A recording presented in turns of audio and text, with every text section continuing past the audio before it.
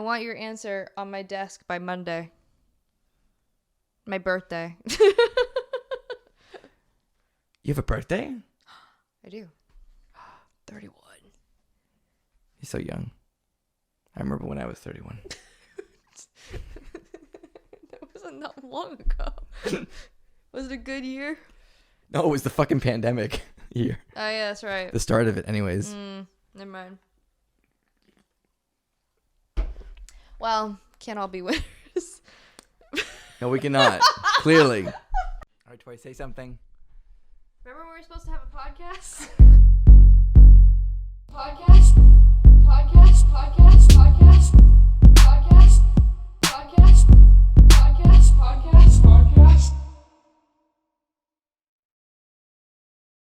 Welcome to episode 25 of the LEM'n'TEA podcast. I am Lewis.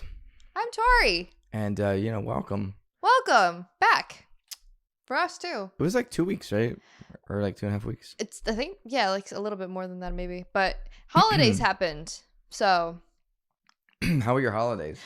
They were good. Yeah, it was one of those weird, I don't know. I feel like this is a sign of getting older. It's just like, there were things I wanted, kind of, but mostly I was like, I wanted intangible things like, I would like more time, or like, yeah, or just something, I don't know, like weird, like people kept asking what I wanted for Christmas. I was like, I don't know. I don't know. But time becomes pretty precious. Yeah. You get old.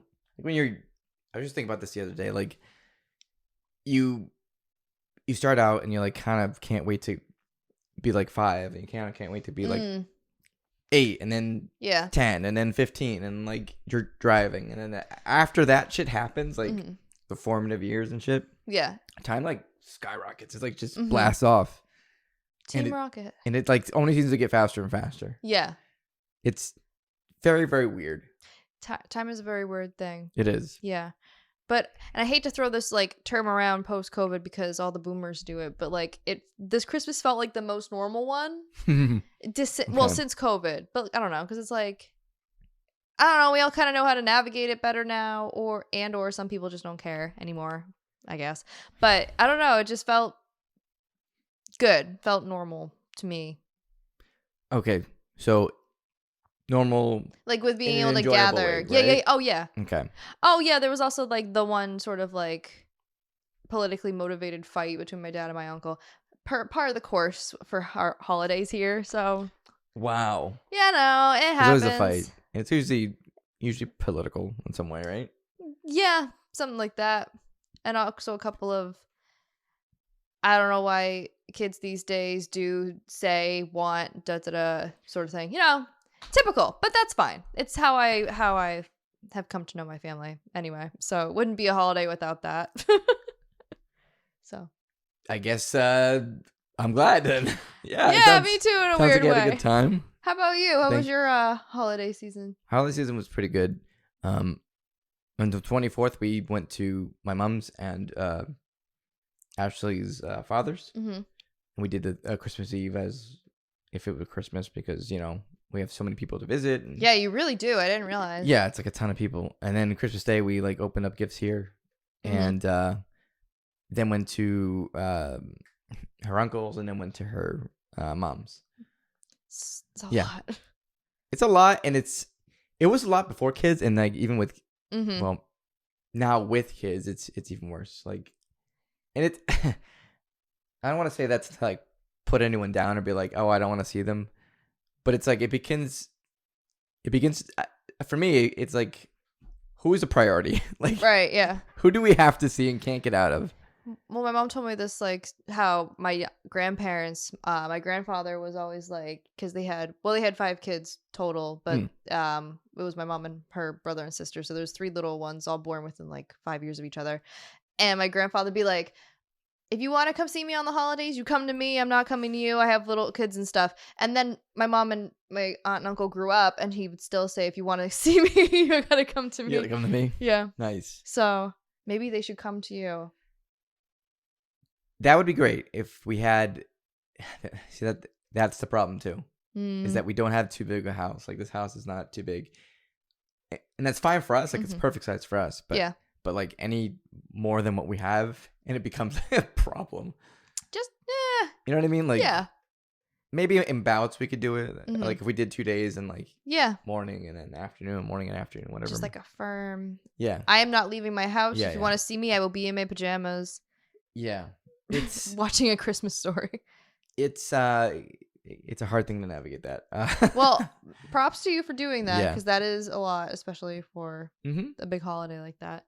But Other than that, I think it was pretty good did you get everything you wanted? and more. I didn't even know I wanted some of this stuff. Nice. So, like, I got some pretty good gifts, and I don't know. I couldn't be happier, honestly. Okay, I'm gonna challenge that Sure. because your Christmas is not done. Because Oh my goodness! You don't say. Hello there. Hi. This gift is for you. It was This supposed to is be for crazy. Christmas, Okay. but it got stuck in Korea where it was born. Where it was born. I promise it's not M'3GAN. Ooh, yeah. It's not. A little scary. But yeah, Okay. I'm happy to see you open this. Okay, I'm excited to open it. I am a little scared. Don't be scared. Okay. All right, good. It's an Amazon box. This is good. Yeah.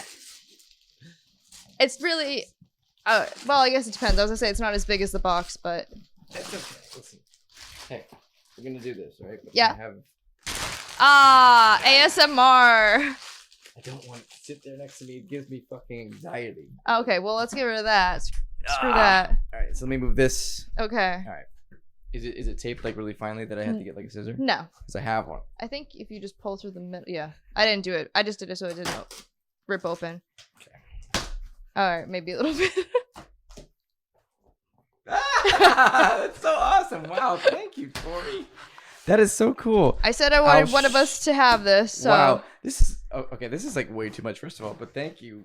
I don't say this is so no one can see it, but I don't even know if they can see it because the light is reflecting off of it. But it is a dream catcher light stick, and if the you didn't know what K-pop that, group, not like a big dream catcher.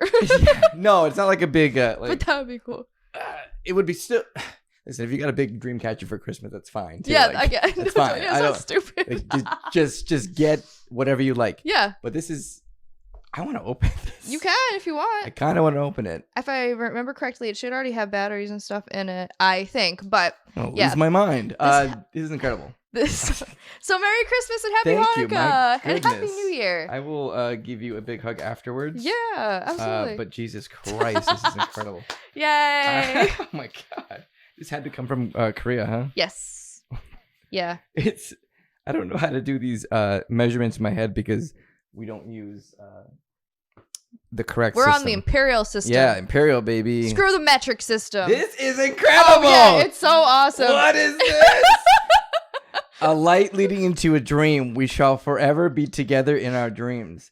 I promise, love like my dreaming heart, shining forever, filled with red moonlight, full moon. Good And song. you got all the names Of the members. It is cushioned. It looks Holy like a shit. vampire. It's got like it's cushioned in like plush I have red. never seen something Yeah. so cool. That's Like, so awesome. wait. This is now an unboxing video. Ah, this is so cool. All right. So the cool thing about this light stick, guys, is it's not just a regular like handheld light stick. Right. It is in fact an extendable light stick. You can make this like a demonic scepter. This is crazy. So Oh, crap.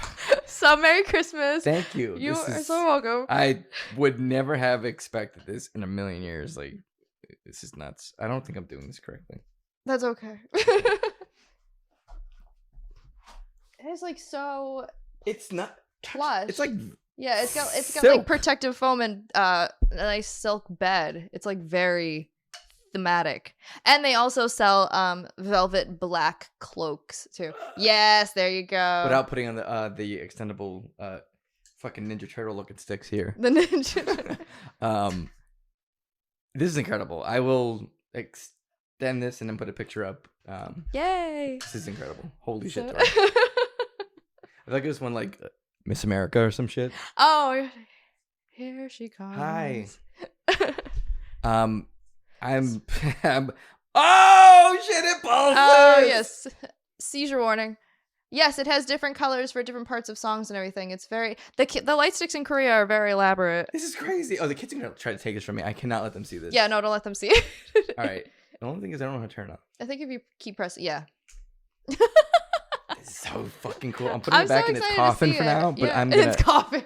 We can investigate this more later. Absolutely. This is incredible. Does it say stuff on the thing too? Yeah. Here. What does it Take say that on the? one. And I'll look at this one. Jeez, it's like so elaborate. That would be the moonlight in the night.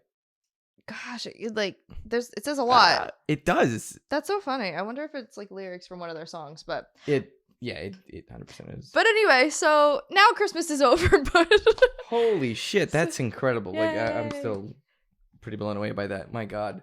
So Jesus. What a way to start the new year. By the way, Happy New Year. It's 2023. Happy New Year to Wonho, who is fighting for his country. And God bless Korea for having Wonho in their artillery, so to speak. Really, everybody who has to go against him is very fortunate. I would say. Yeah, the enemy should just give up in the face of Wonho. They might. One can hope. But anyway, so Happy New Year. We're in 2023 now, and I'm hoping that, again, this is like boomer talk. I'm hoping that this year, because time, speaking of time, I feel like I'm perpetually stuck in like February of 2020, because I don't feel like 2020 and 2021 and 2022 like really went in a pace that like a normal year would have. I don't know how to explain it. I don't know. It feels like it feels weird. These last couple of years have not felt like, I think, real? 2022 felt kind of like it, but the last couple of years, because we were all stuck and feel stifled, and so it didn't really feel like a passage of time or any sort of like, I don't know. So yep. But I agree. Just rambling about time. for me, I kind of see the passage of time like, and it's really fast for me. Mm-hmm. And the way that I see it is through the kids, because like I just have like an actual visual representation of something aging. That's a good one. Like, so I've kind of noticed that time is passing by, but to me it just feels fast. It just feels like really, really quick. Yeah. Like I'm gonna be 34 this year. That's closer to 35, which means I'll be in my mid 30s. Such a weird. It's 5 years away from being 40. Okay, well, I don't like the direction you're going with this. Don't. This is what I think about every day. Oh my God. Yeah, it's a problem. I mean, one step at a time, 1 year at a time. But anyway, we're trying to start off and be positive for the new year. Doing great. Good. Yes. How are you? Huh? How are you minus your I'm fine. Time. Okay. Yeah, I'm fine. I'm just having, an existential crisis. Oh yeah, no big deal. It's fine. Totally fine. Every millennial has at least one a week. So. Oh, I thought it was one a day. Oh shit. Oh wait, that's the Gen Z. No, I'm just kidding. Wow, you're gonna get canceled. But yeah, no. So yeah, we didn't really talk because our last episode. Our last episode was before Christmas even, which is why we're talking about how's your Christmas, even though we had an episode talking about Christmas. It hadn't happened for us yet. No, it had not. So that's how long it's been since we've come back to record. So, is it New Year, New Us, or like I don't know. I don't know. Like that's crap too. Yeah, we talked a bit about it. Yeah. It's sort of contrived. I think like. If especially for like big changes, like if I don't know, you want to get over some sort of like addiction, or if you want to get over like how you are in general and waiting until a specific day instead of just doing it. It could be like on like June 4th or something. Like it doesn't have to be, you don't have to wait 4th. A whole 6 months. There were a couple of dates that were going in my head that I decided to pass Tory by. would like you to wait until June 4th to make any changes. No, it's not. Positive or negative. No, that's not what I said. I'm just saying that if it's something that you want to do to better yourself. June 4th, 2023. No. Oh my God. A day of change. Anyway. All I'm saying is you don't have to wait until the start of a new year to do something life-changing. Don't say June 4th. Do it whenever you want. Like June 4th, 2023. Okay. A day of change recognized by Tory. I wonder if there's an actual holiday for June 4th. Probably. But if not, there is There's a now. holiday for every day. Like, yeah, it's made kind of up crazy. holidays. Some of this shit, like it's like National Chocolate Day or like Yeah. Pretzel Day or some bullshit. Do like, I get a work holiday for that? Yeah. Can I have some time off, please? It's National Bagel Day. Okay, so it is on June 4th. National Black Bear Day, National Bubble Day, National Cheer Day, Cheer Coach Day. Perfect. God, there's so many. Oh my god, this website is horrifying. Oh, there's like a lot. There's a lot. It's all fake. Yeah, pretty much. I like National Cheese Day. Okay. And National, I think the weirdest one, National Learn to Row Day. Learn to row. You row your boat gently down the stream of change for yourself. But yeah, so I mean, like, you always want to go into a new year optimistic anyway. I do. I don't know if there's any goals really I have for starting this year. I feel like I've been plugging away at goals since before the new year, so I guess I'll just keep on keeping on. Yeah, you just got to go for it. How about you? Do I have any specific goals for this year? Or or your feelings on like new year, new me in general? Well, yeah. I mean, like we've said it before probably, but like I don't think you have to wait until the new year to do anything. So, you know, you just kind of, if you want to do something different or if you want to make a change, maybe try like small steps towards that goal at first. And then if it's something that you want to really do after that, then maybe you go into it a little bit harder. Yeah. But you try not to, like, I guess, like, burn it out. No. Yeah, that's also very important. So. Because it's easy to get, like, consumed by a want or, like, a goal. And, yeah. And then that's kind of like what you fixate on, and it becomes a problem. And then you can fix it on National Fix-It Day. Yeah. Okay. But June 4th. No, it's not the same day. Well, anyway, so Happy New Year, Merry Christmas, Happy Hanukkah, Happy Kwanzaa, Happy Boxing Day. I think that's all the holidays that have happened since. Probably. Yeah. So. That was a lot. You rattled off a lot. Good job. Yeah, thanks. Oof, I don't think I could have done it. So, there's been some stuff that's been happening. I feel like for the most part, like a bunch of older celebrities decided to pass away in the last 2 days before the New Year's, including Barbara Walters. Barbara Walters. And, oh gosh, there's another person I cannot remember. Come on. I'll look it up. But anyway. You got this. I'm only saying that because I don't remember who it was. Oh, the Pope. The Pope! The Pope. The former Pope. Oof. Which apparently is a term you dislike, right? What, Pope? The former Pope. Yeah, because it's like, you're not the Pope anymore, man. And we do it for the president, too. Yeah. I just think it's dumb. It's stupid. They do it for former prime ministers or whatever, too. Yeah, I mean, it's a moniker. Like, it's a name that they once inherited. The former Pope. Like the artist formerly known as President Barack Obama. That's right. They should all just go like that. Prince was an innovator. He had a really good thing going. He was a trendsetter. Absolutely. Right? Yeah. Rip the legend. So yeah, Barbara Walters. But not the Pope though. He sucked. Not the Pope, and I don't know. Barbara Walters is a she's an eh. She's an eh. I can probably say she contributed more to society than the Pope though. So. Oh yeah, definitely.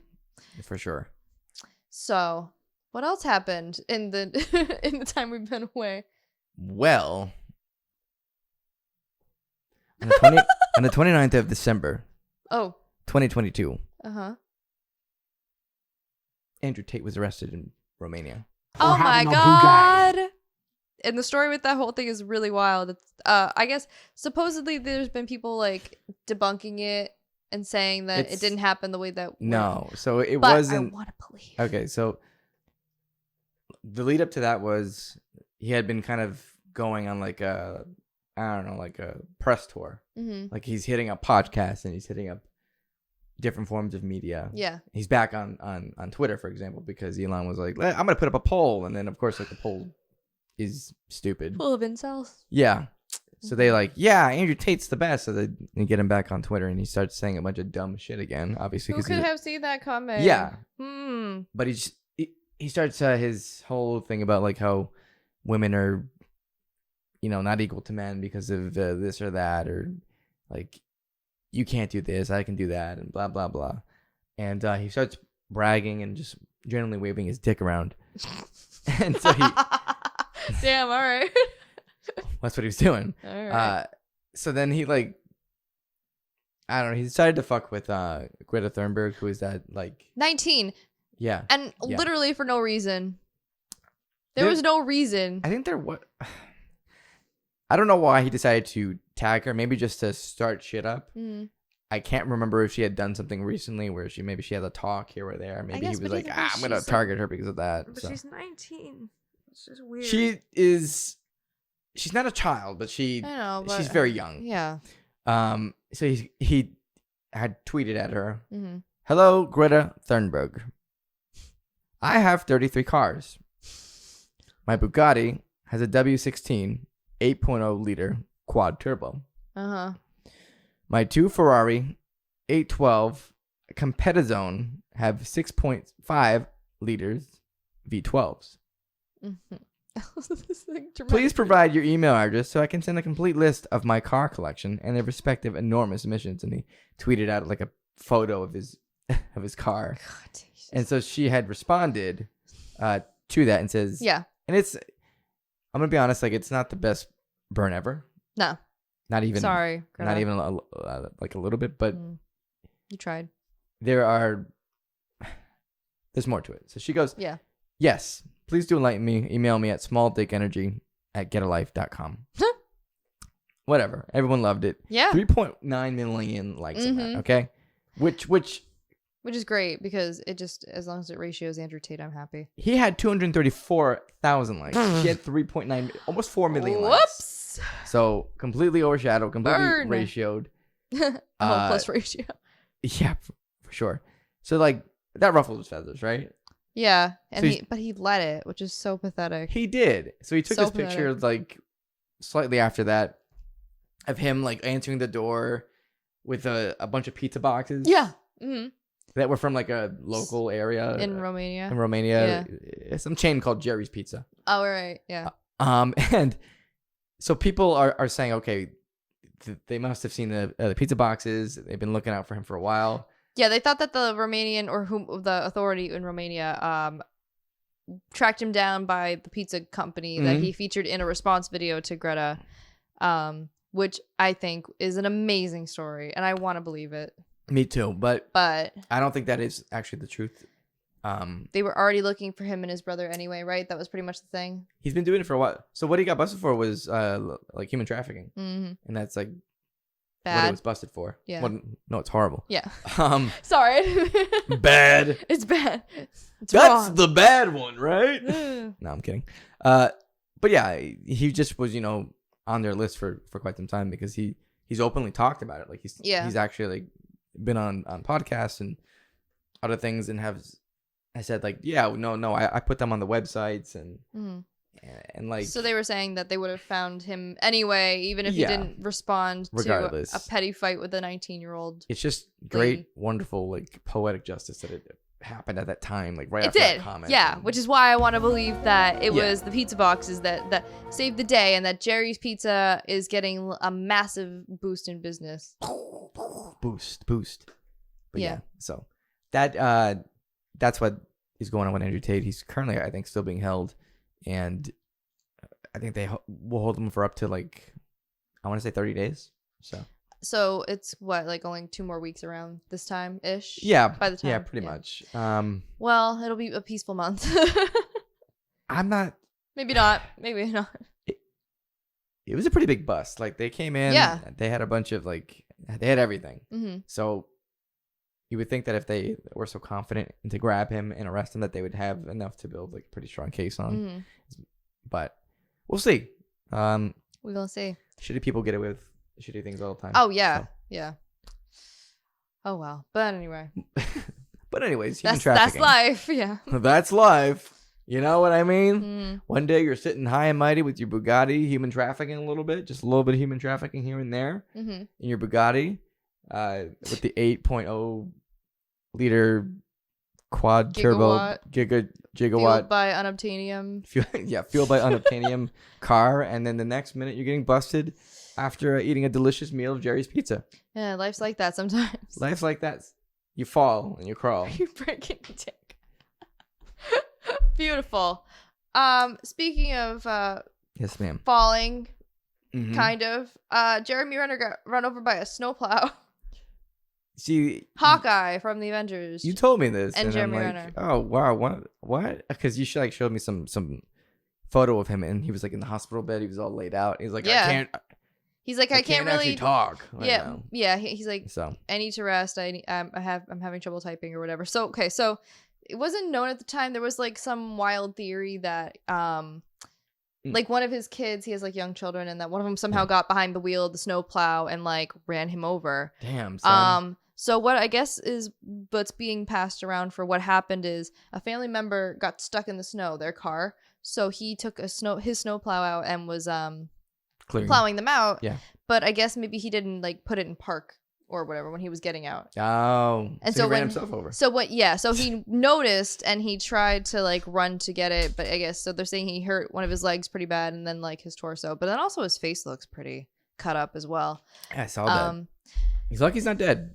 Definitely, yeah. So brutal start. Glad he is alive. That's always good. It harkens back to I believe It's like it's kind of fucked up. I'm sorry. no, it is, but like it kind of sounds like what people would say about like Hawkeye, the Avenger. mm-hmm. Like I feel like he doesn't get a lot of love from I know people, so he's just kind of like they'd be like, I'm glad he's alive. No, I mean like I can't really say okay because he's fucked up, cut up and laid up. Yeah, so that's why I hesitated saying okay because I guess like as far as having all his limbs, it seems as though he does, and so that's good and okay. But I'm glad he's alive. We're glad, Jeremy, we're rooting for you. Glad you're alive. Glad you're alive. It reminds me of and I don't know much about this actor, but I think his name is Anton Yelchin. And he was in like some early movies. Mainly he was in the Star Trek reboot movies and stuff, and I know in something else prominent, and I can't remember. Do you know anything about him? I don't know who he is. Okay. I can look him up. Hang on. Okay. Because he died somewhat recently, a few years ago, and that one was pretty similar-ish. Because it was like a freak accident. Anton what? Yelchin. Yep. Okay, yeah. Okay, I've totally seen this guy before. Yeah, so he died young a few years ago. So he was like, his house was like on an incline, and so he parked his car while he went to go get his mail. And his car, which I guess had known problems with its gear shifter, it like shifted out and started rolling, and it pinned him against like a pillar, and he died that way. Oh, which is like seriously like the most kind of like one of those kind of freak accidents that I hate from like Final Destination. That or is something. a Final Destination death. Yeah, so it reminded me of that because then I remember the manufacturer for the snowplow being like, this thing has been safety tested and immediately like, ain't us, it's not us, don't look at us. But yeah, so I guess that's the only difference, but it was like they're both pretty freak accidents and have serious, damage to people. So I'm glad that's why I say that I'm glad he's alive, because some people don't survive freak accidents. Jeremy Renner, we're glad you're alive. All right. Hope you get to make another Hawkeye movie. Does he have a Hawkeye movie? No, he has. Hope you get to make a Hawkeye movie. He has a Hawkeye TV show. Oh, that's right. Okay, I was like, I knew he got some solo time. I liked it. I know a lot of people are like, yeah, it's garbage, whatever. But just the fact that like it like premiered, it was a Hawkeye like Christmas story kind of thing. So and it premiered in December of last year, and it was kind of like perfect run. Okay. So I'm like, yeah, I like this. It's fitting my mood. I feel like, not to get off on a little bit of a tangent, because that never happens here. Go for it. I feel like now that the core like Avengers movies are done, and like some spinoffs are good, but there's some spinoffs on both sides with Marvel and DC where I'm just like, really? That character? Why? Like Black Adam was one. And now there's Blue Beetle, which I guess might fare a little bit better, but there's just some people where it's like, because they've already run so many other franchises, not dry, but there's been so many Spider-Mans, and there's been the whole slew of like Spider-Man, the whole slew of like X-Men movies, and the attempt with Justice League, and a bunch of Batman. Like there's been so many. So now they're like, well, people don't really want to see the same thing over and over again. fucking let's get Black Adam. Black Adam. A passion project apparently from The Rock, even though it did not do well. So I heard it was not good. I heard it was not good at all. the problem is just like what, like no offense to those who like Black Adam, but like who was asking for this movie? I don't know, and I don't feel like they really sold it super well. It just seemed like The Rock flying in the air, like Super Rock the movie.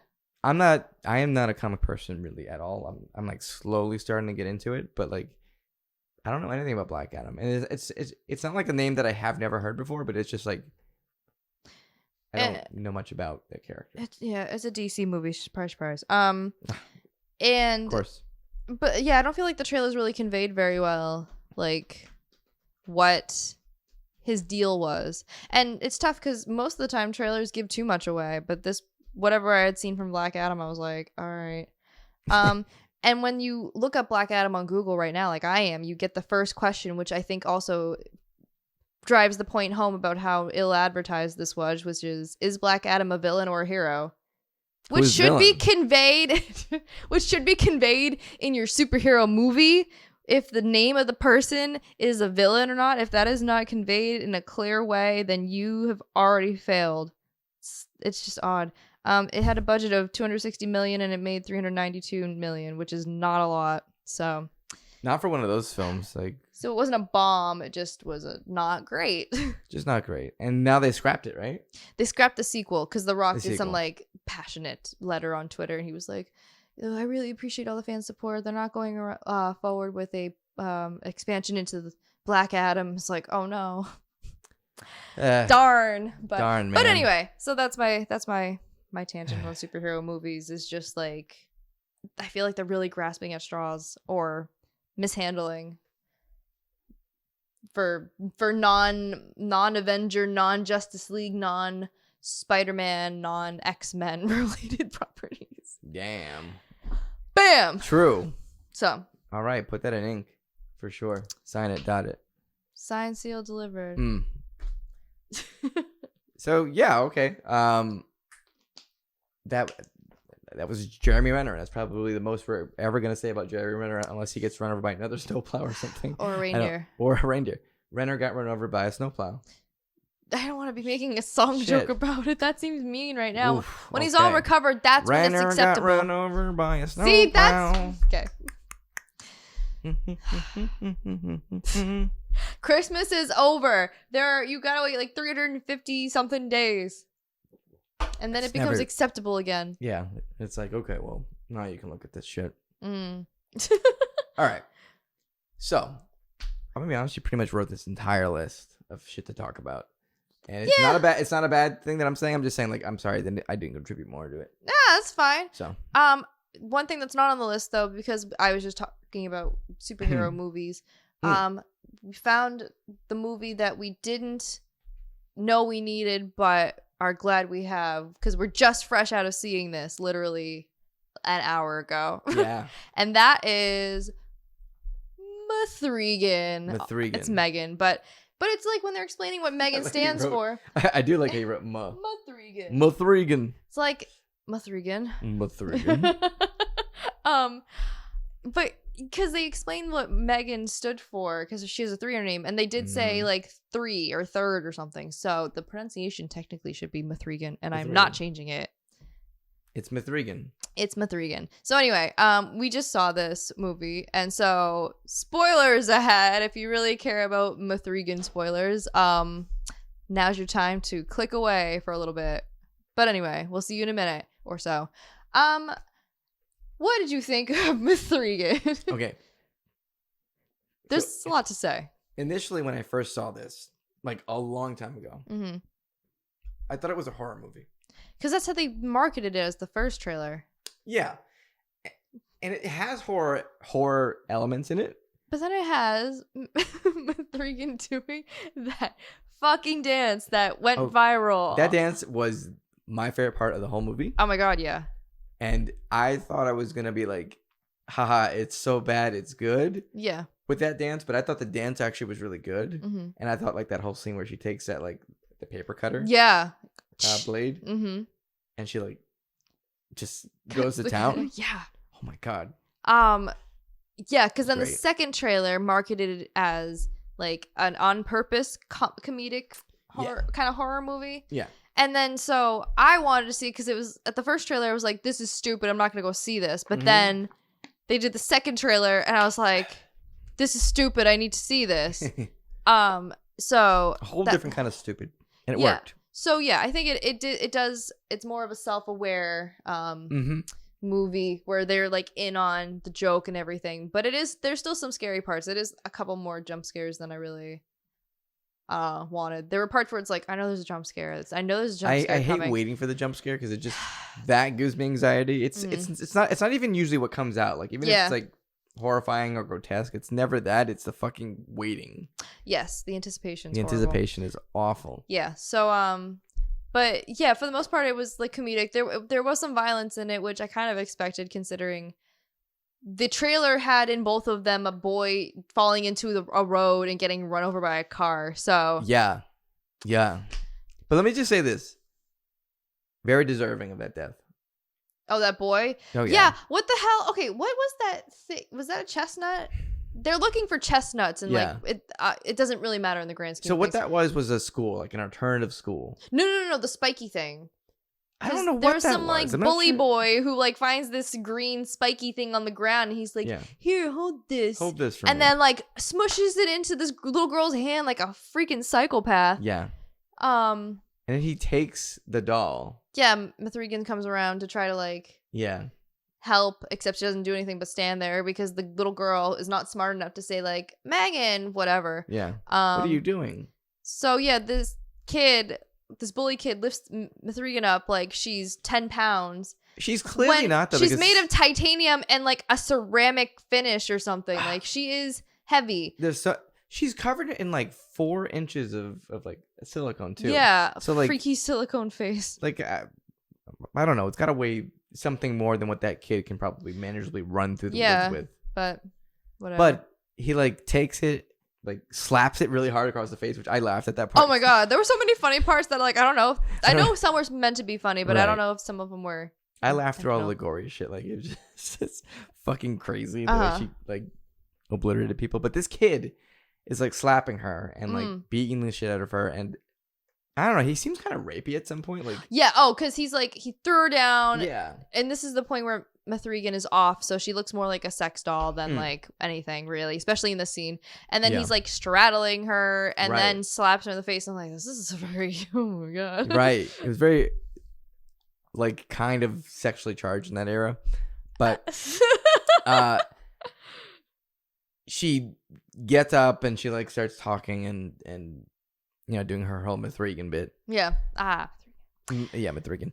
And then she starts yanking his fucking ear off. Oh my god. Yeah. Okay. So that was like probably one of the most gory parts. But it was so unrealistic. She's literally stretching his ear out like Laffy Taffy, like out to here. And I guess the cop said she ripped his ear off. Yes. But it seemed like she only had like a little piece of his ear. She had like a... It wasn't off. It wasn't like Van Gogh.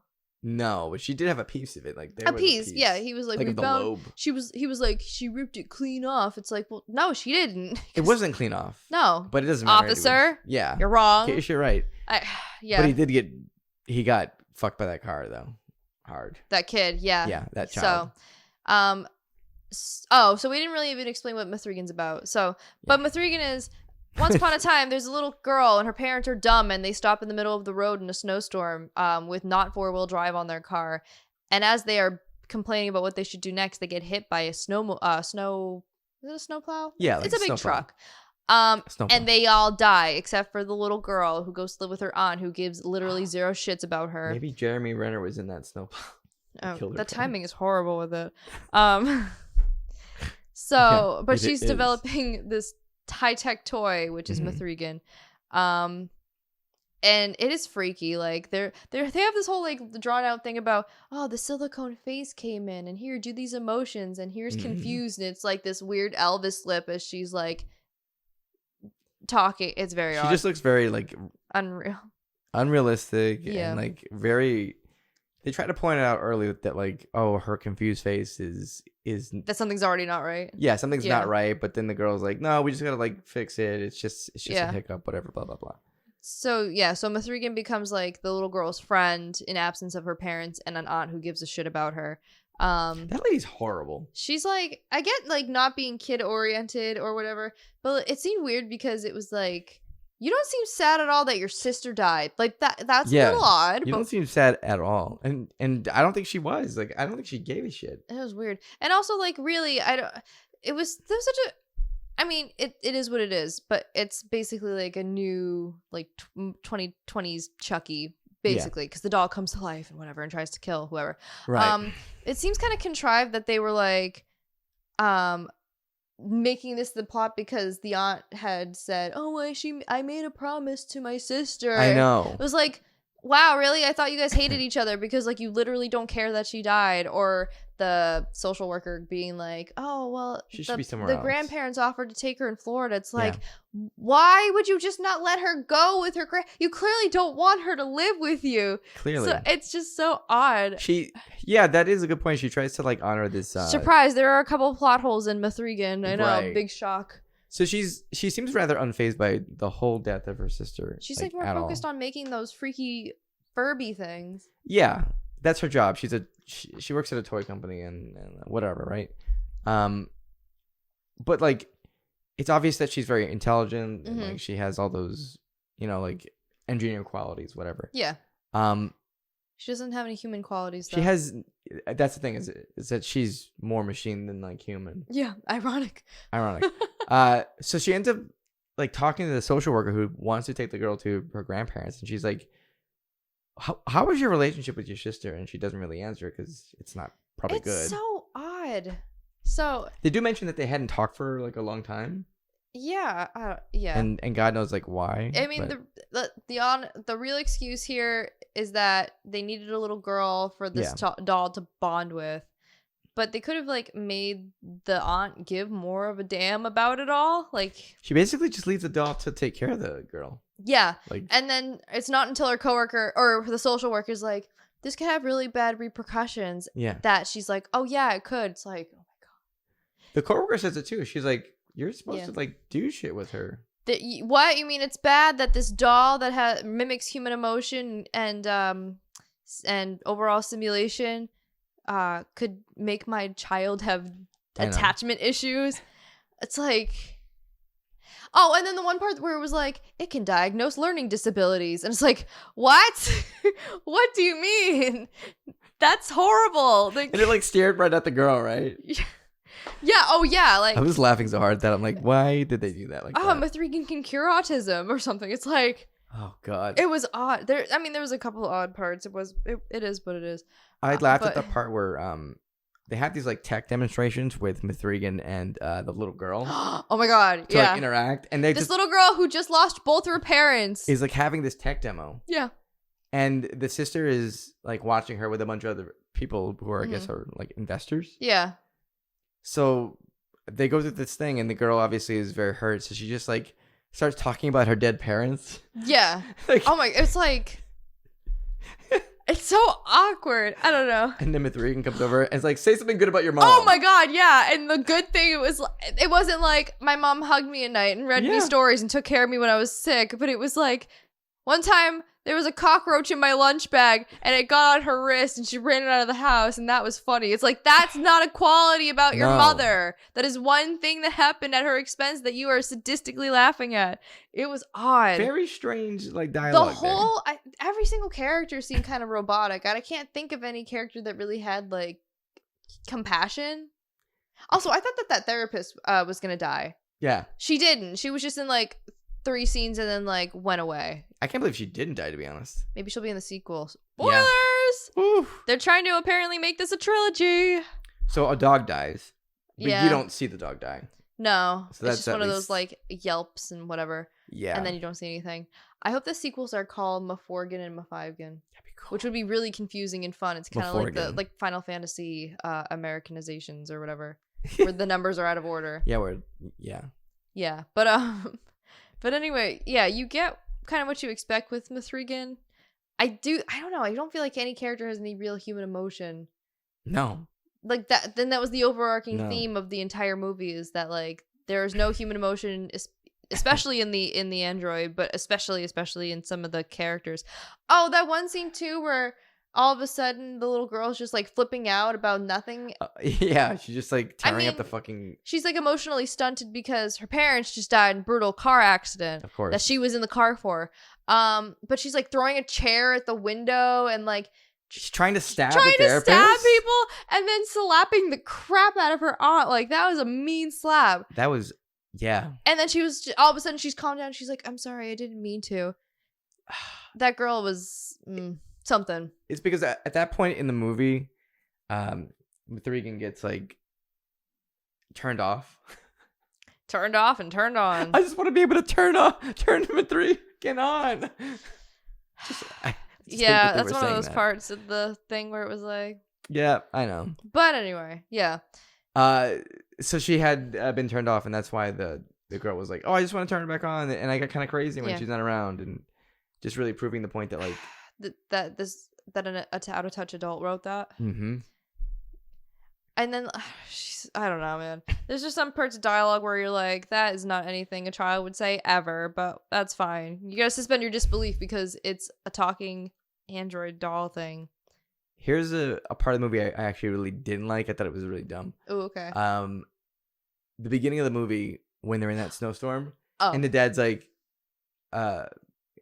they first start out like really slowly, and then they start skidding off like the road and shit. Uh-huh. And the mom's like, we should have wrapped chains in the tires. And then the dad's like, we just found out about that this year. I'm like, okay, like you live in a place that's cold and you don't know about chains in the tires. Like, are they trying to make like some dumb millennial joke there? Like, oh, they don't know how to do anything. Like, well, that and the whole thing sequence with the tablet, the daughter with the tablet too. So. Oh, with a doll. Yeah, that stupid doll. The movie opens really strangely because it's an advertisement for this fake toy. Yeah. It's very, yeah. Yeah, the perpetual pet or some shit like that. But yeah, most of the deaths are funny. Yeah, they were all pretty much funny. The pressure washer death is, my absolute favorite. It is hilarious. It is so stupid, and I love it. The dance that went viral, even in context, it doesn't offer anything new, which is fine. I like it that way better. It was good. Yeah. It was a good, like, turn your brain off movie, and it was less than, like, I think it was less than 90 minutes, maybe around 90 minutes. It's short. That's always a sell for me. Like, absolutely. If I'm done in an hour and a half, I am happy. Like, I am ecstatic. Yeah, and then the theater next to us had Avatar started an hour before us and was still going when we left at 10:30. They started at 7:30 and it was 10:30 when we left, and they were still, you could hear like dramatic like booms and whatever. Big James Cameron ass booms. A movie I will not see if I have to pay for it. Really? Yeah, I would. I know James Cameron's all about like the experience of watching it in, I don't know, 3D or whatever. RPX. Yeah, IMAX. Yeah, IMAX. I cannot be bothered to sit. Remember way back when movies had like intermissions? No. Okay, get back in the day, way back, like when they were calling them talkies or something. Okay. Yeah, then? Yeah, way back. No, of course I don't fucking remember that. There were a couple of movies. They're in like Casablanca or whatever. Oh, okay. A movie I've only seen once. I've never seen it. But they used to have intermissions because if they wanted a long movie, because people weren't used to like long movies at the time, they wanted a break in between. That. Yeah. There's a TikTok that I just saw recently where there's somebody who is from a different country and he's like stunned because they're taking an intermission, and he's like, they don't do this like where I'm from. They should though. They should. Yeah, for Avatar, they could find a place to cut it neatly in half. Just so people can use the bathroom. It's a movie called The Way of Water. I know. Water is bad if you are somebody who's like holding their bladder for a 3-hour movie. Go piss, James. Girl. Huh? I say go piss, girl. Yeah. Yeah. Woo-woo. And make sure you flush the toilet. Fucking M'3GAN. Yeah, she said like there were some parts where it's like she can be an authoritarian kind of, and she's telling this girl who apparently doesn't flush the toilet to flush the toilet all the time, and she gets like very stern about it. It's like, why are you listening to her? What's the like? Why? Yeah. Although there's a mech fight that's pretty cool. I thought that part was actually really cool, even though it was like obviously There's stupid. it raised a lot of questions. It did, but it's also like, I don't know. I want to see these two robots hit each other. Also, there's this whole like long running thing about how the Yond is just so bad at being a human being. Mm-hmm. And one of the running themes is like, use a coaster. Yeah. I wanted so badly for like M'3GAN to die or somebody to die like by way of coaster. Yeah. Because then it was like there was no payoff. Like, why did we spend all this time? I don't know. There's more payoff in the fighting, obviously, than in any sort of like running theme. I think the fight was the end fight was pretty good. Like, it was good. It was good enough. There were some things we called pretty like before we even went to go see the movie. Like, if there was gonna be a sequel, that it would be like the last shot would pan to M'3GAN, or like it would be like something turning on or eyes opening or whatever. Where she wouldn't die just by like if she was, you know, like you have to go for the head. Of course. The head is the weak point. It is. So. It's where the processor is. Yeah. The Intel 4-core processor or whatever it's called. Good job. Yay! But yeah, no, it was a good movie. I would watch it again. It was one of those like it's like Violent Night when we saw Violent Night, which actually I don't think we talked about because it was afterwards. No, yeah, we have recorded really early. Yeah, really early. We went to see Violent Night it was my last movie of the year. Which was also a great like turn off your brain movie that didn't take itself so seriously, which I like. And it was a holiday movie. It was wonderful. Which was great. It was violent. It lived up to the name. It was nighttime and there was a lot of violence. It was good. And they give Santa like this crazy backstory, which I think is oh my god, amazing. Which I think is also a setup for like a sequel, prequel, or something. It's got to be something, because like, which I would watch. Yeah, fuck yeah. I'm all for any alternative Christmas movies. I think they're great. Let's mix it up a little. Yeah, it can't all be It's a Wonderful Life. I've never seen that movie. Or Miracle on 34th Street. I've never seen those either. I just know that they're classic Christmas movies. I'm fucking horrible. Like I honestly haven't seen a lot of classic movies. I haven't seen Ghostbusters, so that's a classic movie. There you go. And yet I've seen LEM'n'TEA, so where really are my priorities? That was my last movie of the year. Oh, that's right. Yeah, for New Year's we watched the brilliant masterpiece of our time called LEM'n'TEA. It was funny. Thanks to my brother for recommending that. Kind of a train wreck, but funny. Yeah, like a very low budget movie. Just very low budget. I do appreciate the theme they kept with one character who constantly kept changing his shirts. Oh, and then they changed his name. Yeah, it went from like Miguel to something else. I don't remember, but like Daryl or something. Yeah, I guess I appreciate the commitment to never keeping his character the same. I guess, but anyway, that was the joke. I guess I don't know. So I would give M'3GAN 3 M'3GANs out of 3 M'3GANs. Wow, a perfect score. Sure, it was what it was. It said what it was said. What it was. Everything in the trailers happened. I enjoyed it. I would watch it again. It was a stupid movie. It was. And I it was knew so that. Dumb. I knew that going into it, so it's not a big deal. Yeah, you have to go into it not expecting a serious movie. No, you can't. You're gonna have a bad time. You are gonna have a bad time. And I think for all intents and purposes, like there's a point in the movie we realize like it knows it's stupid. Yeah. Oh yeah. It understands. But anyways, M'3GAN. Why did we go see M'3GAN? Is there a reason? Just from the trailers, I think. No. For me, it was. But there's a reason why you had a bunch of people. Oh. There, right? Hey, there's a lot of stuff happening these last couple weeks. So. What's happening in a couple days?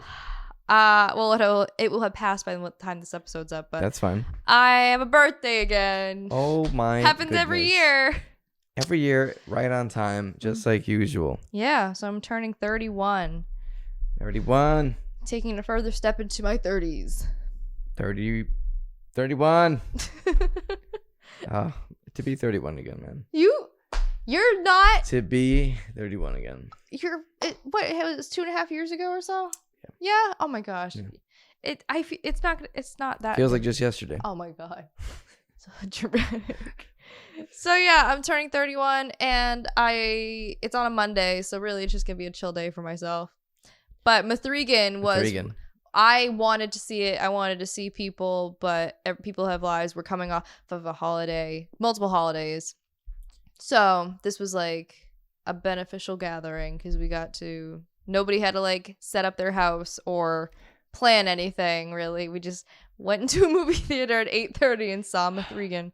So that was my birthday treat to myself and for you all. That's awesome. I got sung to at Chili's. Oh yes, man, that was wonderful. Yeah, I'm glad it made people happy, which is what I wanted, even though I was like, I'm sorry, kind of mortified.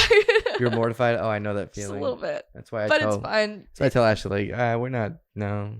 But effort was put into it, so I got some cupcakes. At least there was some payoff. And balloons. You even asked what my favorite color was for balloons. You guys were really great.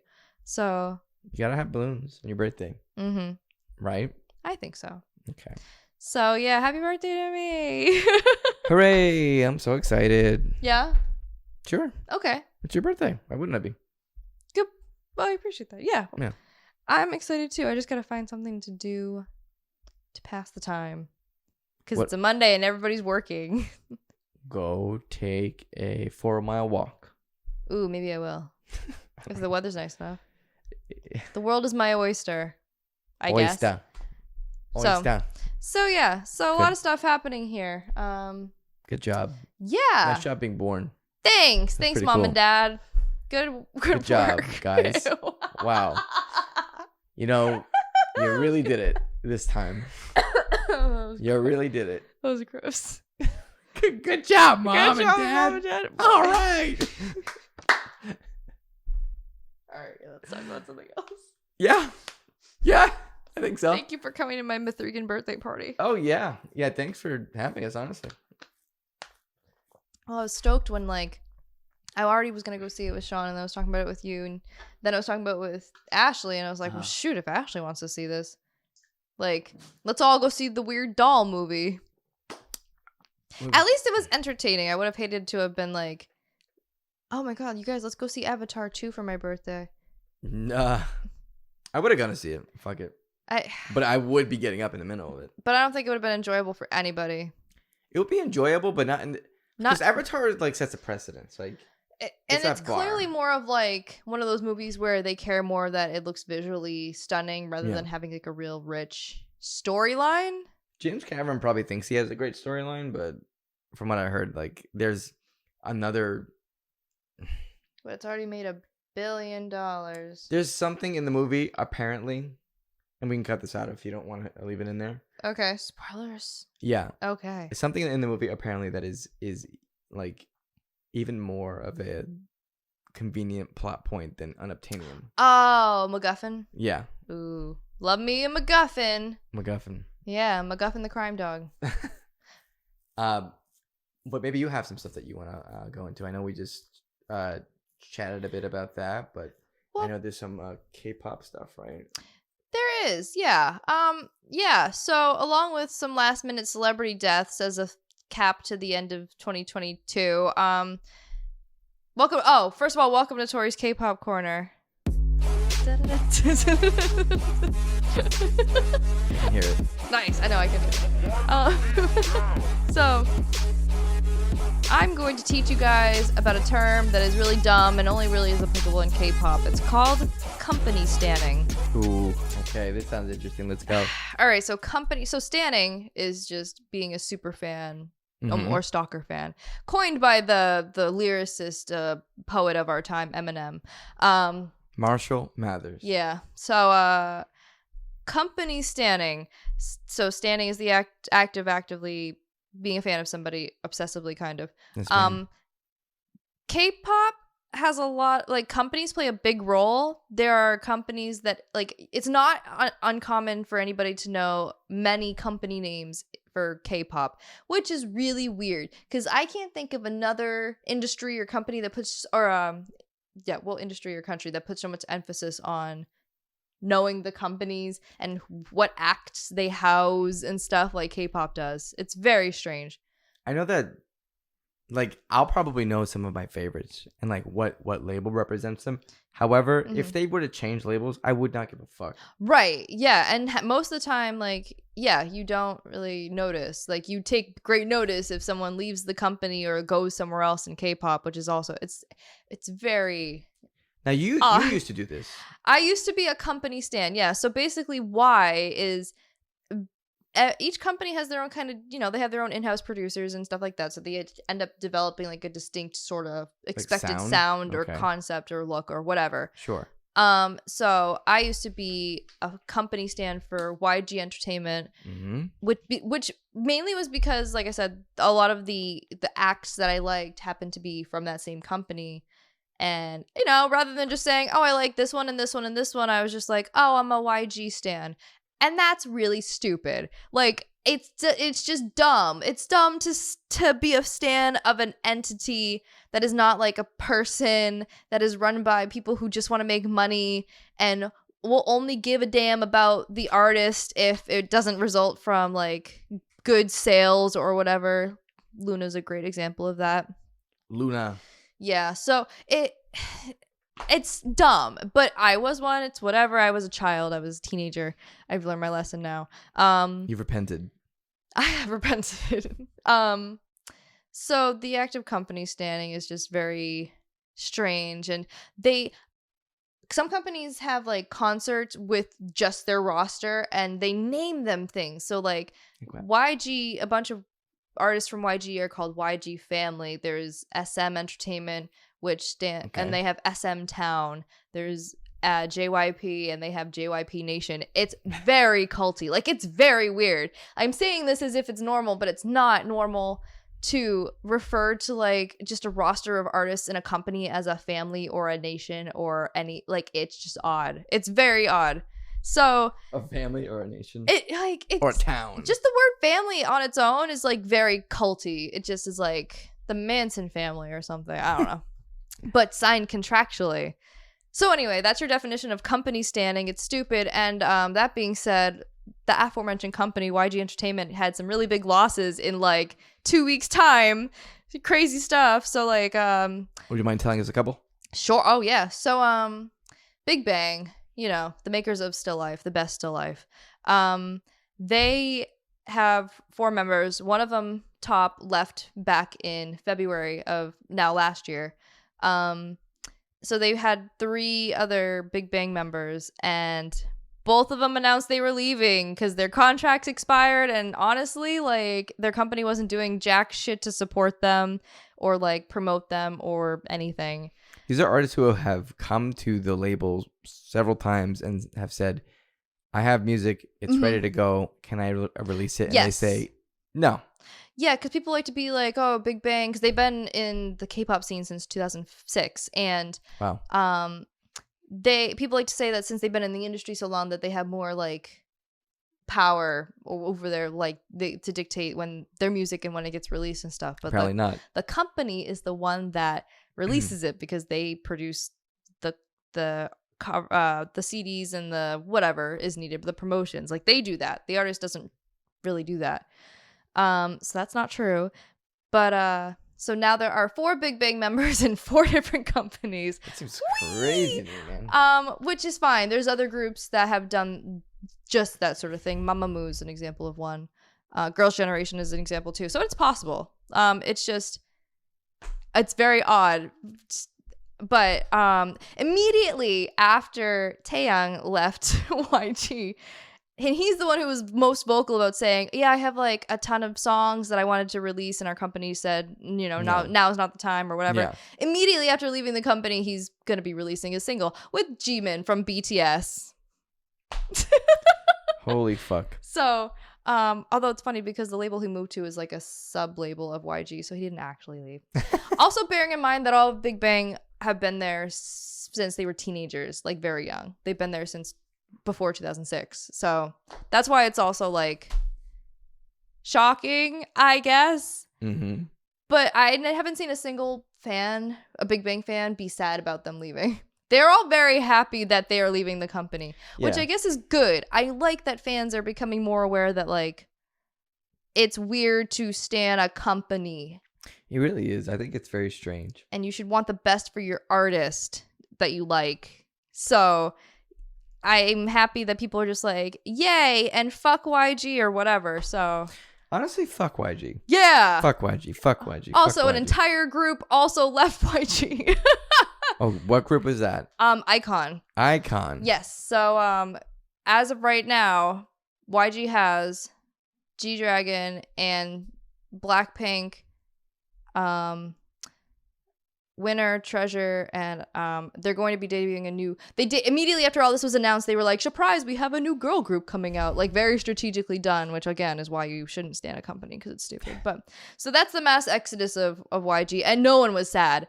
The term "icon freedom" was trending for quite a while after they left. Icon freedom, huh? And they all re-signed to another company and pretty immediately too. So it was like, they know what they have to do, and they do it. They do so it shouldn't be dictated by what company someone's a part of. It just should be dictated by them themselves in a perfect world.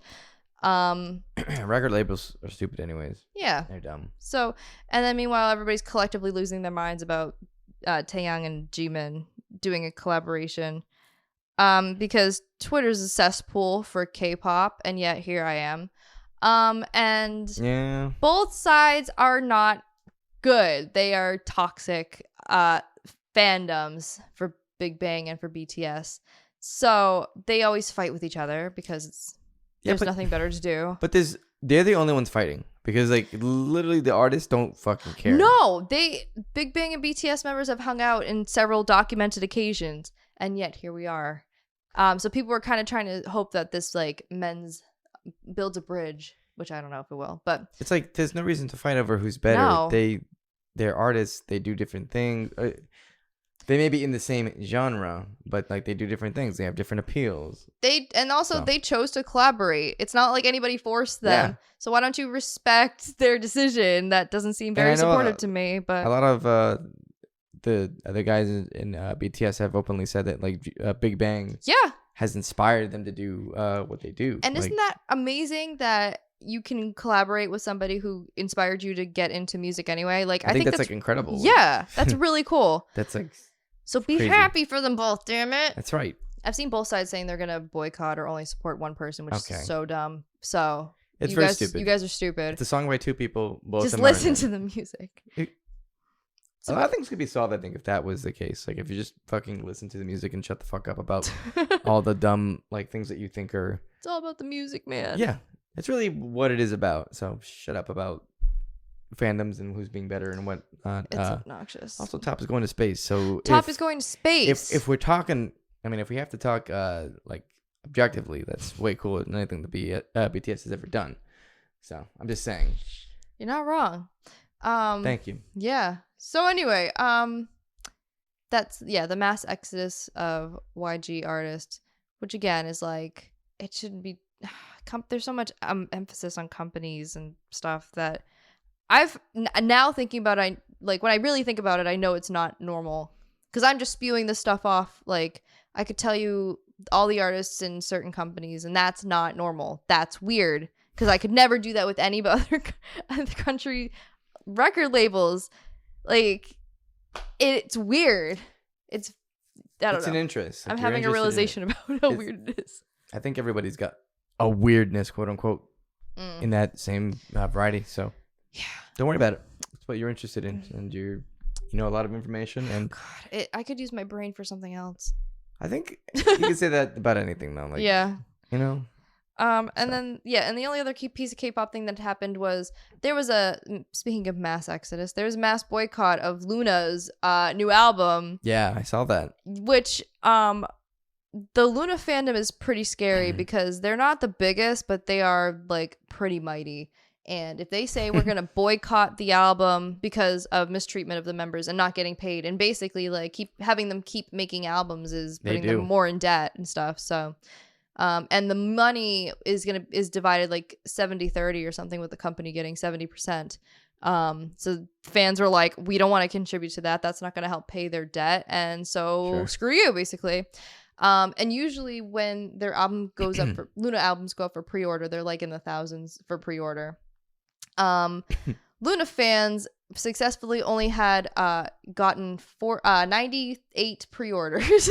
So it dropped like over 95% from the last pre-orders. So then the company was like, we're going to postpone this album or something, which they were trying to say was like for the benefit of like the members of Luna, when really it was because they weren't going to be making money. Yeah, and then they blamed it on the former member, and they were Yeah, like, they said so. They were like, one person has made it impossible for us to go forward. Chew. So it was very weirdly backhanded and insincere and stuff. But again, people are seeing through those sort of like PR statements. Of course, yeah. It's sort of like how a member of a group mysteriously leaves. Sometimes they'll use the excuse of like health reasons, and if they're not specific, it seems that's kind of a cop out, kind of fake answer, or like to leave to go like forward in school or something. That's another cop out answer.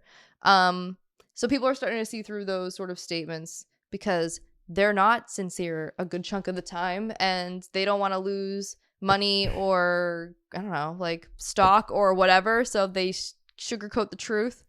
I hope that realization keeps because then it could mean that these K-pop idols could have regular fucking lives, as well, not regular, but like as regular as you could. Like they could date, openly date. They could have tattoos if they wanted, piercings. Tattoos are complicated because that's a Korea thing, not a K-pop thing. But gotcha. I mean, that doesn't stop some of them from getting them. Which is good. But they can't display them openly. Yeah, and Korean tattooing is very interesting because you need a medical license. Oh. Because they consider it a medical procedure and stuff. So, and there's like a lot of regulations that go into it. I watched a documentary on it. Damn. Japan's kind of the same way too. I think the tattooers need a medical license and stuff. And like when COVID was happening, when things were starting to be lifted, they had a really hard time getting the tattoo shop approval. Back. Yeah, because they're not essential medical. Sure. Things. So, but yeah, that happened here too. It was like really hard. And the piercings are usually a company decision as well. Like some of us have a lot of piercings, but a lot of them will take away cell phones for a few years so that they're not distracted or whatever. A few years, holy shit. Some have dating bans. I do agree for idols who are underage. I think that's a good, Yeah.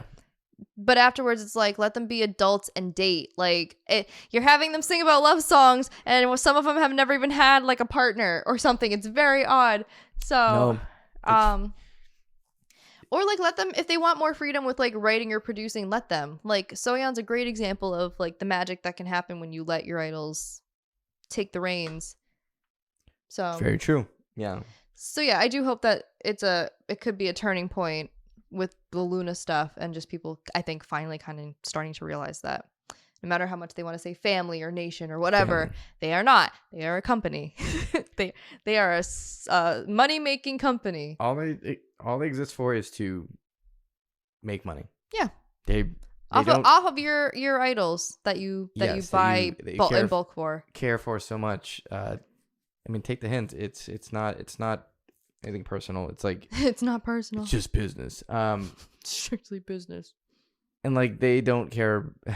They care about the idol as much as they are working and producing and blah blah blah. Unless that idol belongs to a company in which happens to go against the norm, or it's a company that is made up from like their members. Dreamcatcher is a good example. Dreamcatcher is a great example of that. Yeah, that's one where it's just the company is just for their activities. And there are like other artists who have made their own labels too. Like Psy. Yes, definitely Psy. Mm-hmm.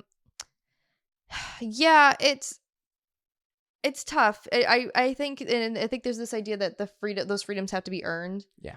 Like not off the bat do you usually see freedoms like that. You have to gain like a following in the industry and enough of like a solid base so that you can do normal adult things. I don't know, but it's Well, that's a good. First of all, do you have anything more to add? I do not. No, it was just a lot of like company middle fingers happening, and that was pretty much it. It's a pretty good segue there. Yeah. I'll tell you what it is. Okay. You said it was good for them to be able to do quote unquote normal things. Mm-hmm. Is normal really a word you should be using? Oh God, no. You don't have to talk about this, but you did write it down. No, we are going to talk about this. Okay. I didn't send it in there. If that's what you're No, looking. you didn't. I will find it. Your Gmail. Yeah. Hold on. No worries. I don't know how to use apps, guys. I don't even know how to use online pay. You do now. I sure do now. But anyway, so there is a list going around. Who made the list? I think it was Stanford here. Oh, Send you a Stanford. link. I see it. Stanford University. Oh, it's the university. So it's called Elimination of Harmful Language Initiative. This is where we're going to be slightly contrary from what everybody thinks a millennial is and make fun of some of these PC alternatives for words that, like, really? Like, For example, the word dumb. And they have 3 columns where it says instead of, and it's the offending word, and then a second column that says consider using, and it's usually like really long-winded like alternatives that I do not have time for. Shit that you probably wouldn't say. And then context, which explains why it's bad to say that, and you should feel like a horrible person, I guess. Knock it off. So yeah, there's dumb. So it says instead of dumb, use non-vocal, non-verbal, which really is not what I'm trying to say when I'm calling someone dumb. And half the time I'm calling them myself dumb. It's self-referential. Like, oh, that was so dumb. And I kind of mean it as an alternative to like short-sighted or silly, or like the situation being it's because avoidable. Back in the day, dumb used to mean that. It's like, you ever hear that Who song Tommy? Yes. It's like that deaf, dumb and blind boy. Like, that's what dumb meant. So, but yeah, and there's some. But language evolves, like you said. Yeah, to the point where like never. There's some things I learned here about the origins of, but it's like never would I have ever. I don't feel like people use some of these. Okay, so lay it on us. Let us know. What are your elven eyes see? What is my what? Elven eyes. See. My elven eyes. I gotta find some. Oh, okay. We're getting very, very specific because apparently we're not supposed to say preferred pronouns. It just says pronouns because the word preferred suggests that the non-binary gender is a choice and a preference, which is not. I'd be asking what people would prefer for me to call them. Yes. It's not me suggesting that non-binary is very much like that, where it's reaching. Like, oh, well, you can misinterpret this and that, but it's like, I don't know, man. Do we have to be so fucking specific with it? And I don't want to sound like a boomer, but I think a lot of this is just is what you get when you're. A lot of it feels kind of performative, you know? Yeah. And it's like, this shit only really bothers people who are always on Twitter. Yeah. And it's like, so going back to the other, what I was actually looking up, which was landlord or landlady. And it explains why, you know, because it's a gender binary language, but it's also like, what do they want us to call property owner? All right, whatever. Property owner. Fine, whatever. Like, that one doesn't bother me so much. I don't give a shit about let me find that one so much, just because it's like they're still gonna be a piece of shit regardless. So. Oh, okay. So like if the term grandfathered, like if somebody is grandfathered into, like if they're like moving up in a company, they're like grandfathered into it. Yes, like, ma'am. I didn't know that grandfathered meant that it had origins in the grandfather clause adopted by the southern states to deny voting rights to black people. Nobody did. It's just because it's become something that is so beyond you would have to look into that. Yeah, what its initial really thing was. Like, nobody who uses grandfathered is using it in the way that is being described as ever. Yeah. It's just so they prefer you to say what, like legacy or something? Yeah, which doesn't make sense really. Or the word uppity, which apparently that one I didn't know. I'm reading it now. Okay. You talking about like it's like uppity N-word? No. It's just uppity, and then it says its alternative should be arrogant or stuck up.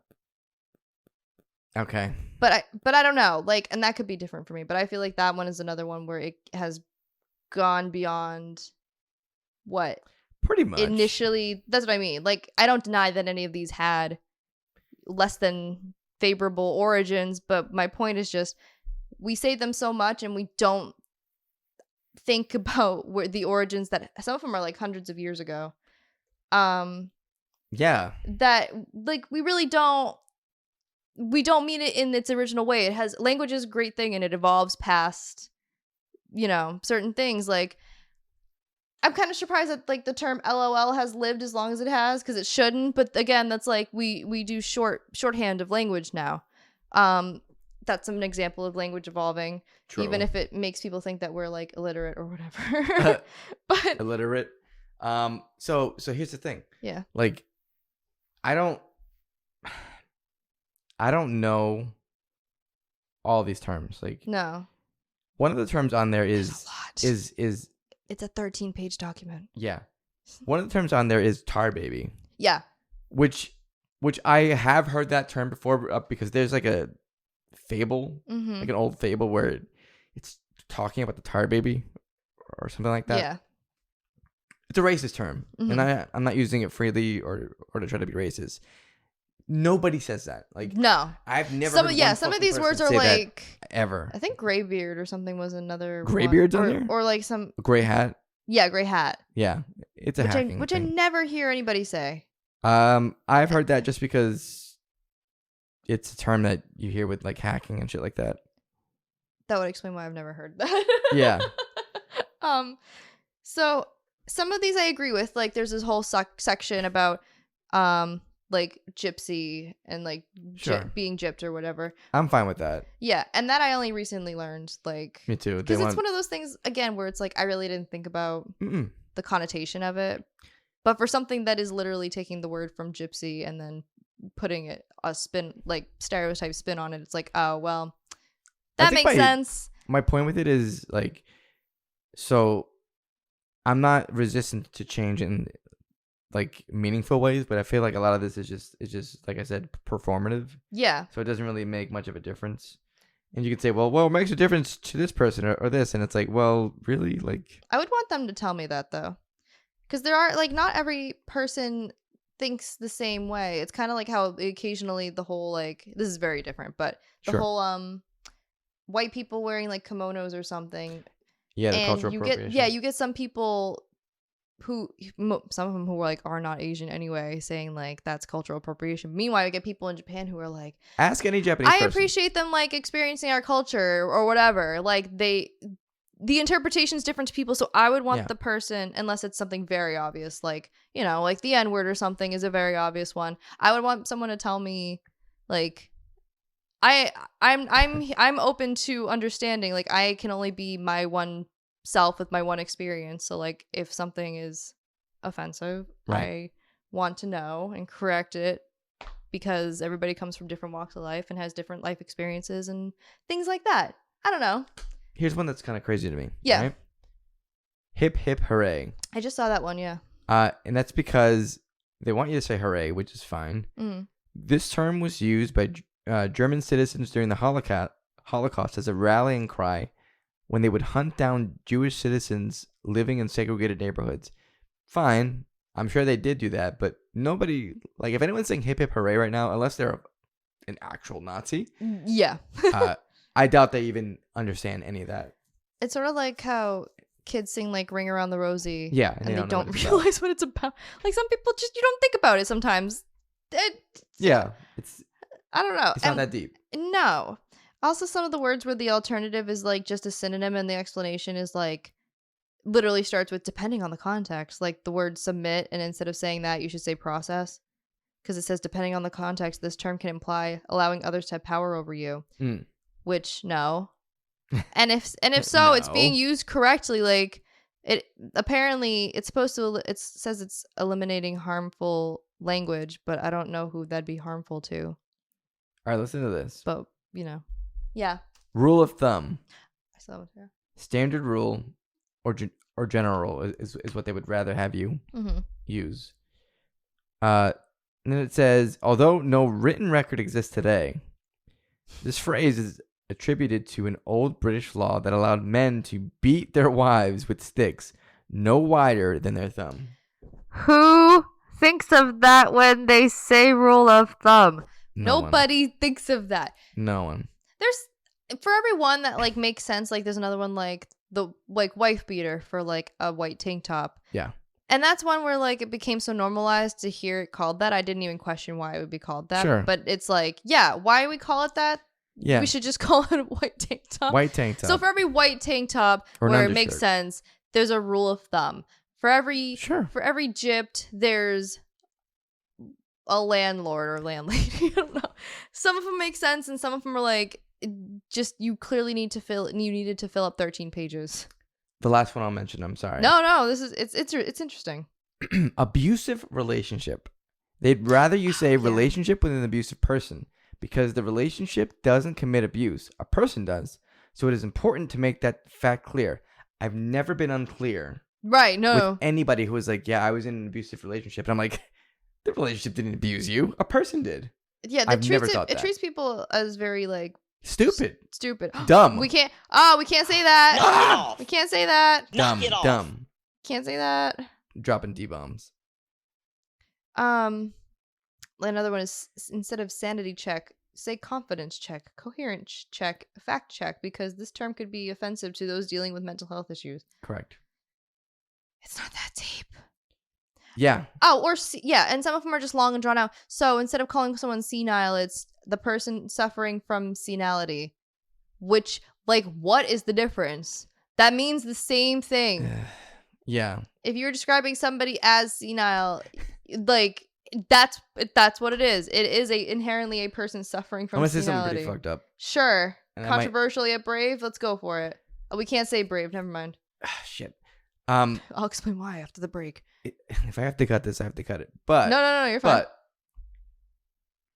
I don't think a person who's suffering from senility is going to care if you call them senile or not.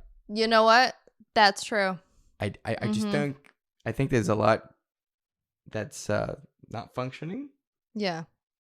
Entirely, and I don't think that's a big worry for them. But could be wrong. Yeah.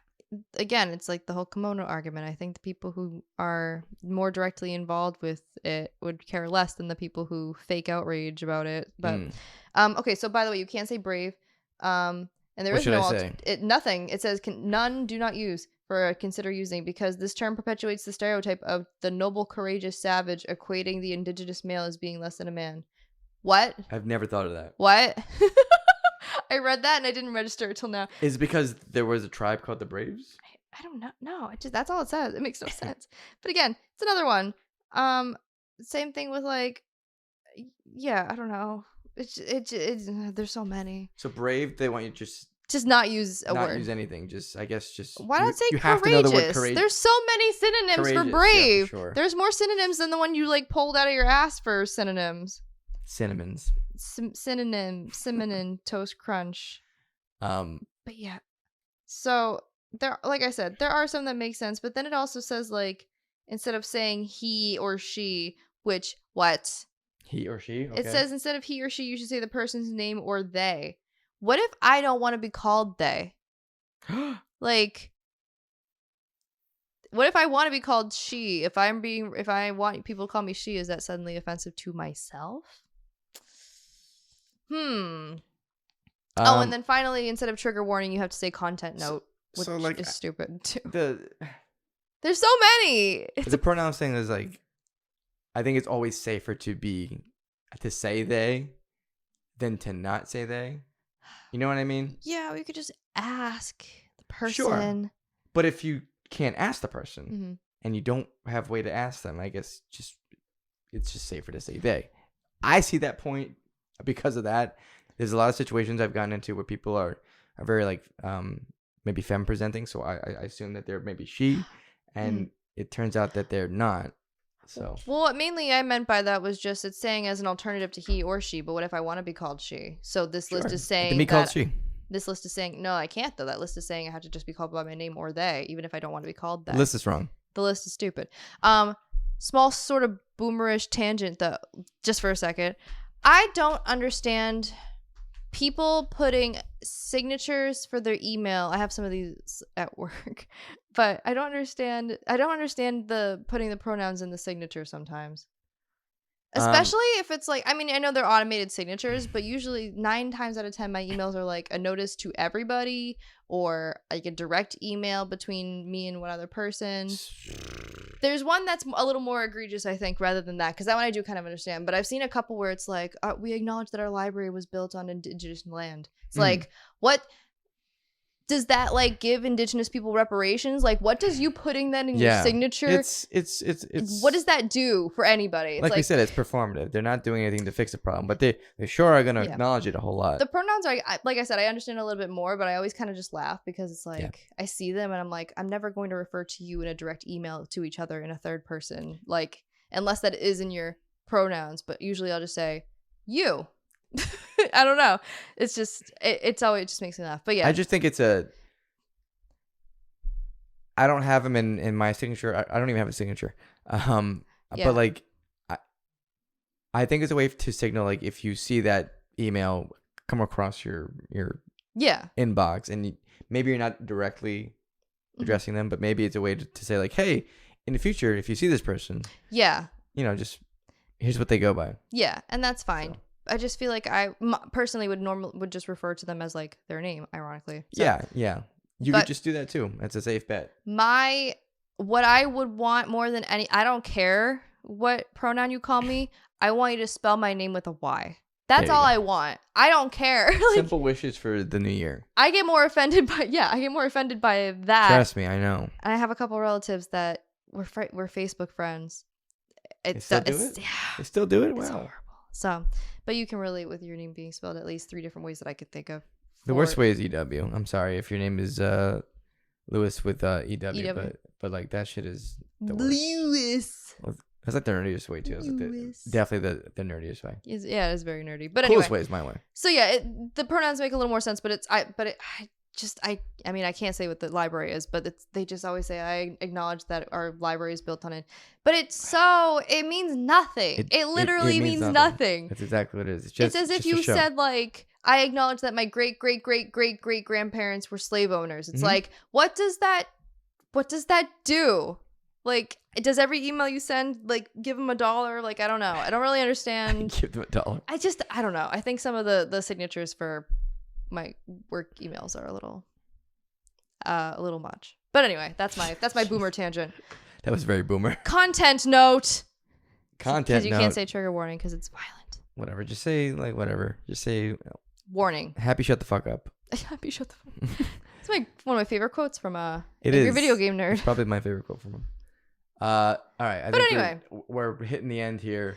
Just about. I mean, we have to go like 13 minutes, so we're actually okay. Yeah.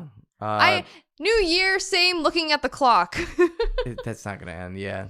Yeah. Did you want to talk about an anime that? Sure. Why not? We and many others had been watching this or last year.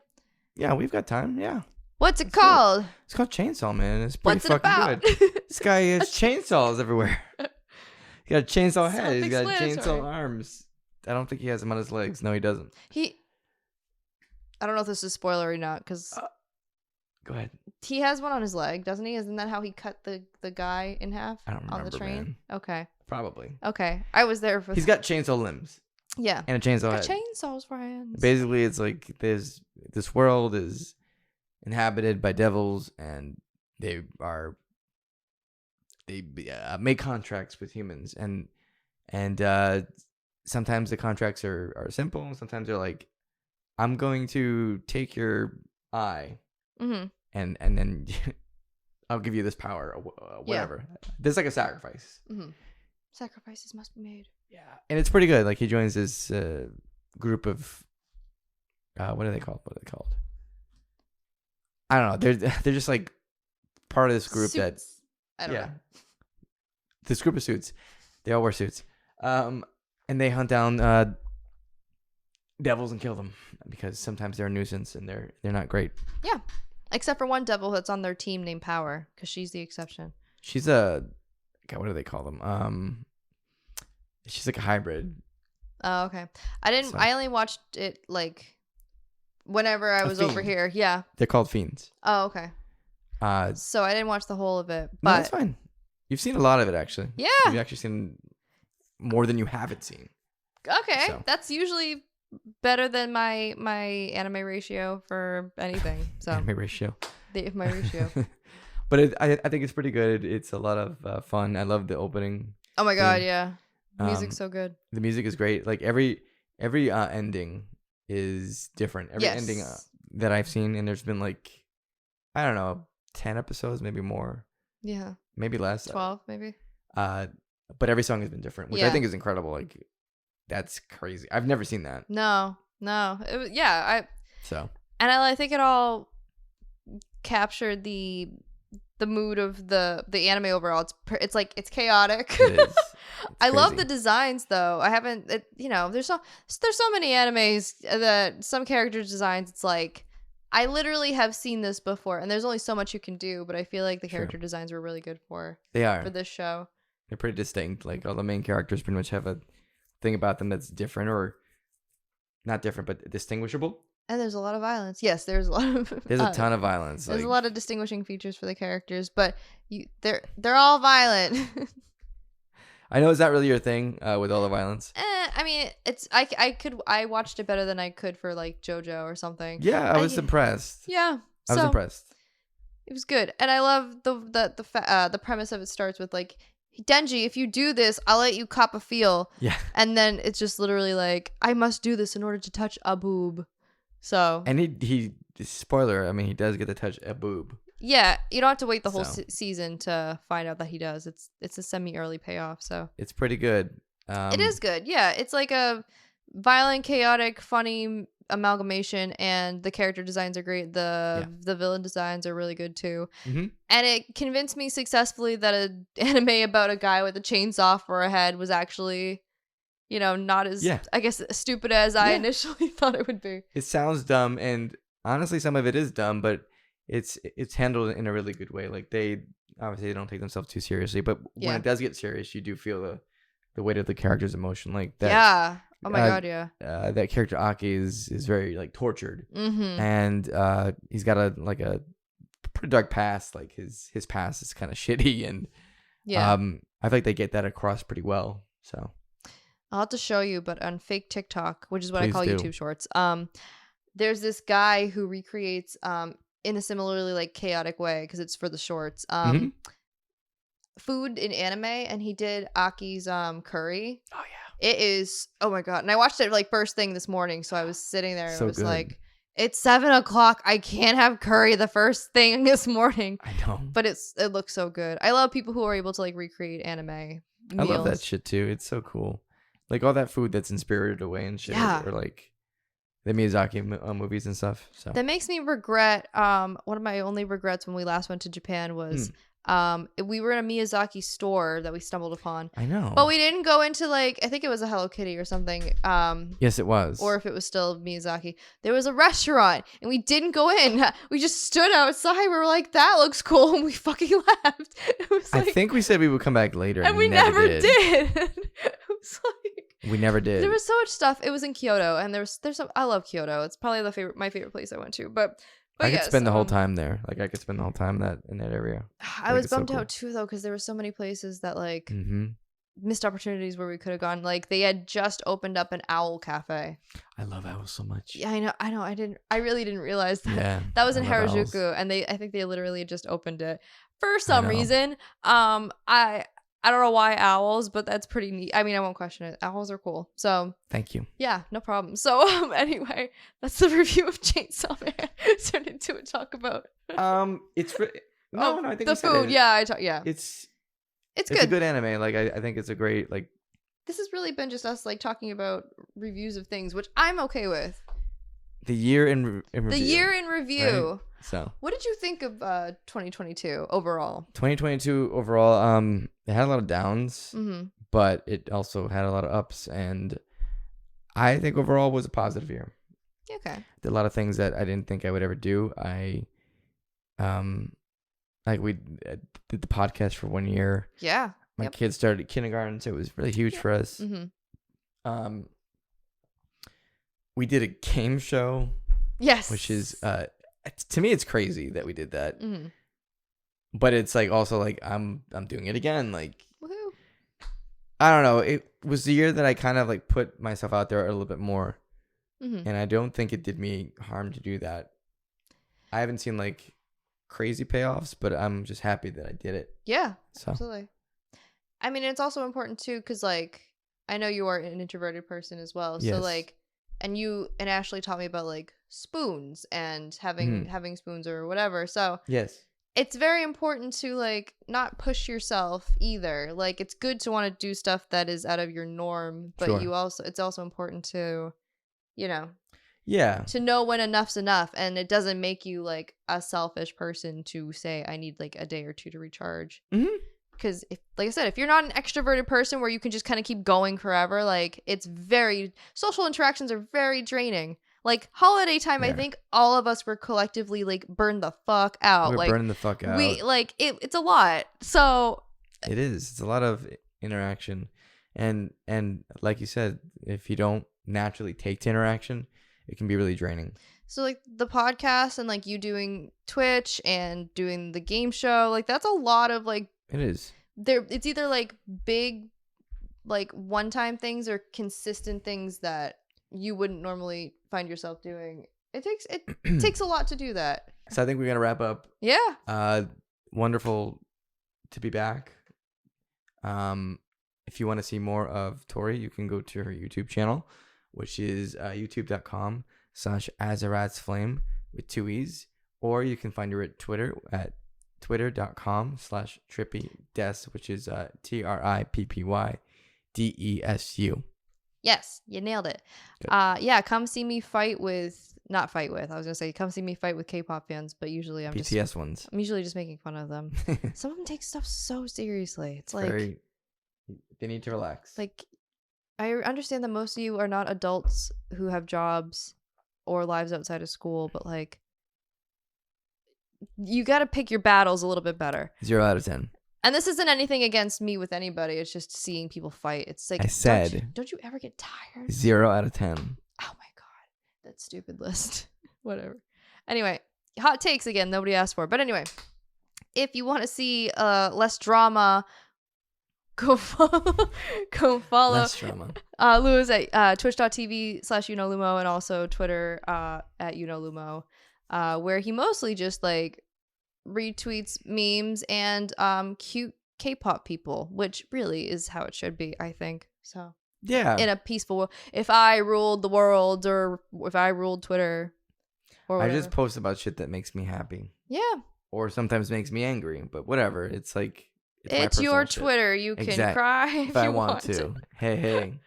And so M'3GAN was a success. Hopefully, happy M'3GAN birthday! Happy Woo-hoo! birthday! We are proud that you're here. Thank you. We're happy that you're here. Thank you for being here. Okay. I'm happy to be here. Great. I hope you have a great birthday. Thanks. I gotta figure out what to do first. But anyway, so yeah, here's 2023 being at least marginally better than 2022. I feel like with the pandemic years, we can kind of only go, We're gonna go up. It's going to be a big year for us, okay? Without it going down. I just didn't want to do like a bad salute as I'm going like that. So that's why I curved down. You want to say hip hip hooray too, Tory? Huh? Sure. Hip by Mamamoo. Hip by Mamamoo. By Mamamoo.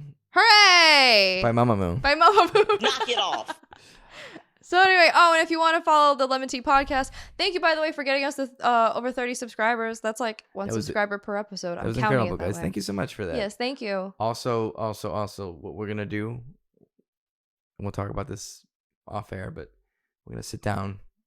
We're going to make some goddamn TikTok. I know, I'm so sorry. No, we're going to do it together. Yeah, okay. Okay?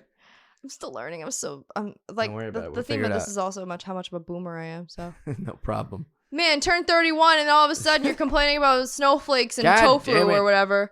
But anyway, if you want to follow us at Twitter and also on TikTok, it's LEM'n'TEA podcast, all as one word. We post sometimes there. 2023 will get better. It will. Especially when I'm done with school. That's my 2023 goal. So I can't wait. That one is limited to it being something I achieve in 2023 because school doesn't care about when you decide you want to, because they have a thing called semesters. And you pay real money to go there. Yay! So exciting. But Great anyway, thank you. And welcome back for those listening. And hello if you're new. And if you like what you heard, consider subscribing. Bell optional, because you don't need to be notified if you don't want to be. We are not here to bother you. We are here to entertain. So nicely done. Thanks. Thanks, Wonho. Goodbye, Wonho. Goodbye, Wonho. Bye, everybody. Goodbye. Good night. Good night.